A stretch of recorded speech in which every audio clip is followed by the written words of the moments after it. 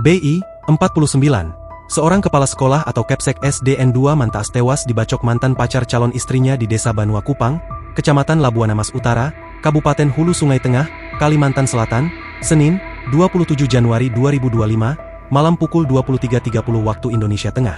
Pembunuhan berlatar belakang cinta segitiga tersebut terjadi di sebuah warung lokasi jualan calon istri korban, RM, 22. Kapolsek Labuan Amas Utara, Ibda Lilik Hedrianto menjelaskan kronologi kejadian. Peristiwa berawal saat korban BI bertamu ke rumah calon istrinya RM sekitar pukul 19 waktu Indonesia Tengah.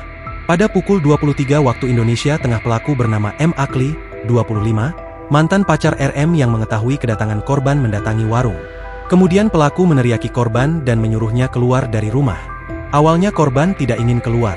Namun, pelaku terus memprovokasi korban dengan berbagai kata-kata hingga korban keluar dari rumah. Begitu keluar rumah, korban langsung dibacok oleh pelaku. Korban berupaya melarikan diri ke samping warung. Namun, dapat dikejar pelaku hingga korban kembali diserang menggunakan senjata tajam.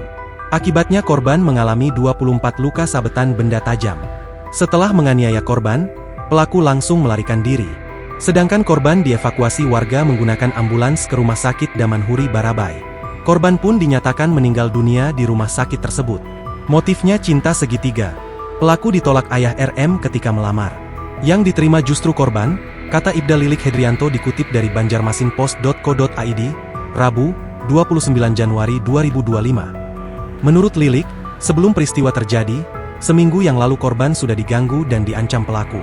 Korban datang ke Polsek konsultasi kepada saya. Kami sarankan, jika sudah direstui orang tuanya, nikahi saja dan jangan lagi berkunjung ke warung malam hari. Siang hari saja. Kami juga sarankan calon istrinya jangan dulu buka warung. Kalaupun buka, jangan dia yang jaga, cukup anak buahnya saja, kata Kapolsek. Rupanya Senin malam kemarin, mulai habis maghrib dia berkunjung ke warung, hingga terjadilah peristiwa itu, kata Kapolsek.